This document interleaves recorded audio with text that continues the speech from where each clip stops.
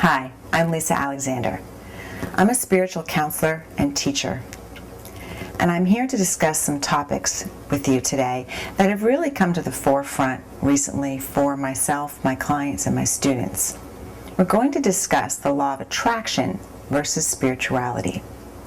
Both are two very important, and both are two very valid in their own ways. But just because you follow the law of attraction does not mean you are spiritual. Let me explain. When students and clients come to me for advice, especially if they're newbies and things are changing in their life and they're looking for answers, advice, a path, I recommend a lot of different books to start with to kind of gauge where they're at. Some of those are law of attraction books, written by some of the greats we all know of now. I won't mention their names, but you might be most familiar with some of this in recent years from the book and the movie The Secret. You also might be more familiar with this from a business book written at the earlier part of the last century by Napoleon Hill called Think and Grow Rich. The law of attraction is a law of the universe, but there are many laws of the universe. The law of cause and effect, the law of karma, the law of love and fear. However, the law of attraction is very, very popular.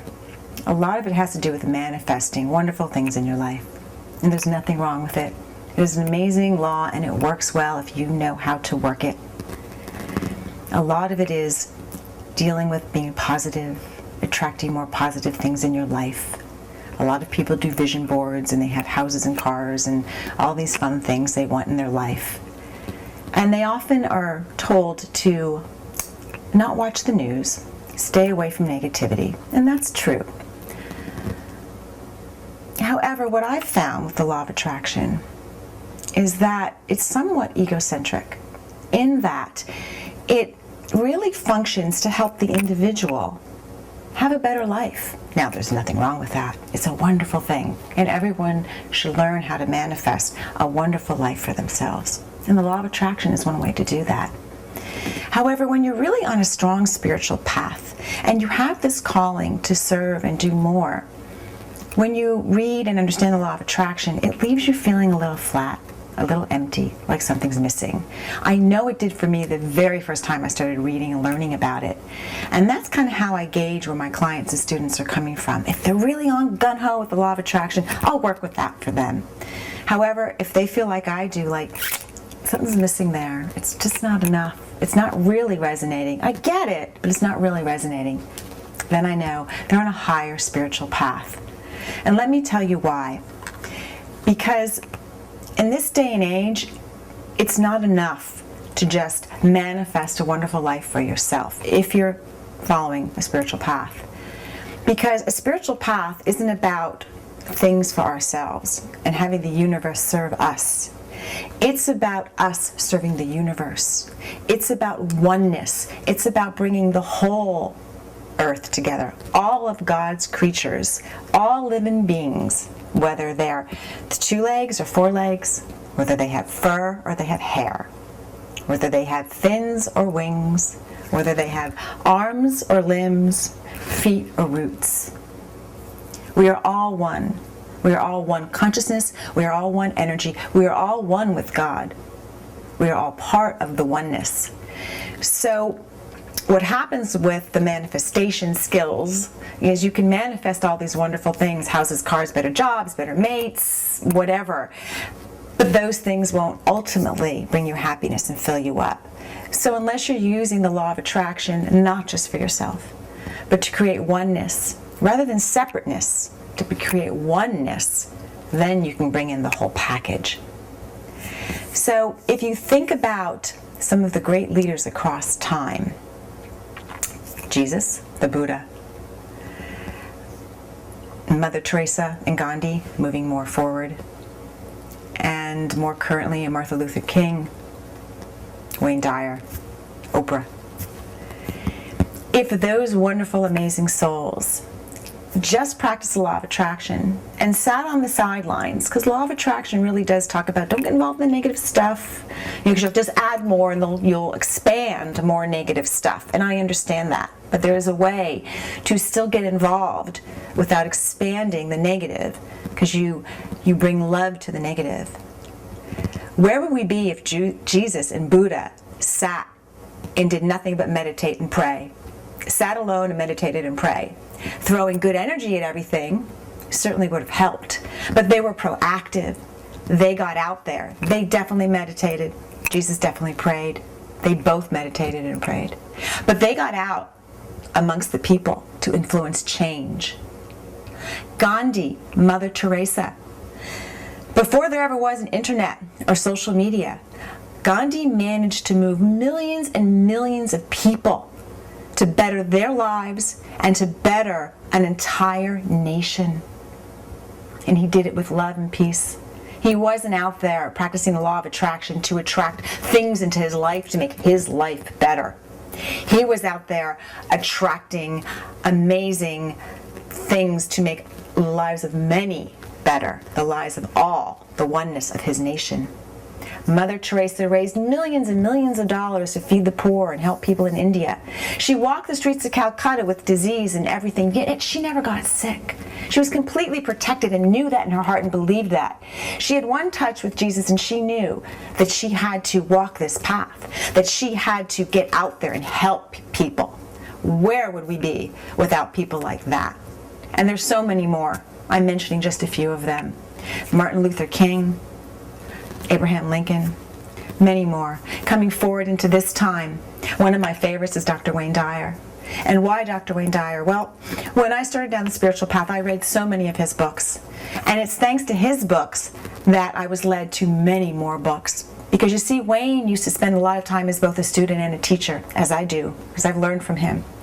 So he read the ancient texts. Of course, he read the Bible. He read the Gita, the Vedas, Patanjali, Rumi, the Tao, Lao Tzu, and so many more. And because of him, I then searched out and read all of those. And I added to that the Gnostic Gospels. You know, we know the Bible, but in the past century, all these ancient texts and these scriptures were found that were completely left out of the Bible. So they were found unabridged, adulterated, pure. So the Gnostic Gospels, particularly the Gospels of Thomas, really talked about what Jesus spoke of and how he lived without the editing of the King James Bible. A Course in Miracles, something I read every single day, which so did Dr. Dyer, and many others. And then a lot of big spiritual people are A Course in Miracles. And in the Course in Miracles, we're taught about the oneness. We're taught about love and fear. And there's really only two emotions. Love, all good things come out of love. Happiness, joy, peace, prosperity. Fear, what comes out of fear? Anger, hatred. So we focus on love. One of the most amazing things I found with Wayne Dyer was, and this was in all the texts, but he'd always talk about this in a lot of his books, is wake up and serve. And he learned that from the Tao and from Patanjali and Rumi and all these others. So this is something that's been around a long time. But he always brought that message home, and that's something I still practice to this day. And that really brings home the difference between the law of attraction and being spiritual. So in the law of attraction, if you have a vision board, you're probably going to have all these houses and cars and things up. And you'll wake up in the morning with your statements, your I am statements. I am positive, I am healthy, I am manifesting a new job, I am manifesting a new house, a new wife, or whatever you're manifesting. So, and those are things you might go to bed with at night. But you're asking the universe, how can you serve me, universe? As a matter of fact, if you read some of the big names out there in law of attraction, they even have cards and stuff about how the universe is there to serve. And it is, without a doubt. It is there to serve. Don't get me wrong. It's just, where are you on your spiritual evolution? If you're at law of attraction and you're learning how the universe can serve you and you're making that work for you, that's where you're at. Good for you. The universe is sending me a lot of clients and students who are more on that spiritual path and aren't comfortable at this level of law of attraction. So as Wayne said, that he learned from many of the greats that came thousands of years before all of us. Wake up in the morning and ask the universe, how can you serve? And that's what I do. I don't ask for anything from the universe, neither did Wayne. We wake up, we ask, how can I serve you? And when you put yourself in a place of service, the universe will serve you and tenfold. It's the simple rule of, it's better to give than receive. And when you give, you get back tenfold. In the Bible, they talk about, seek ye first the kingdom of God, and all else will be given unto you, and more.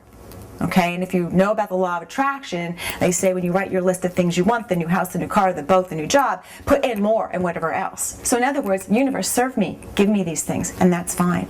But if you simply state, and if you be in service to the universe, you don't even have to put in what you want. It will come to you. I know that to be true. I found that in my life. I have, like many people, been through a lot. I've lost a lot. I've lost my parents early, a baby, jobs, houses, financial stuff, body parts, betrayals. There's been a lot in my life. And that's what brought me to this spiritual place, as it has many. You don't always get here by the easy road. Sometimes you go kicking and screaming. But we're here now.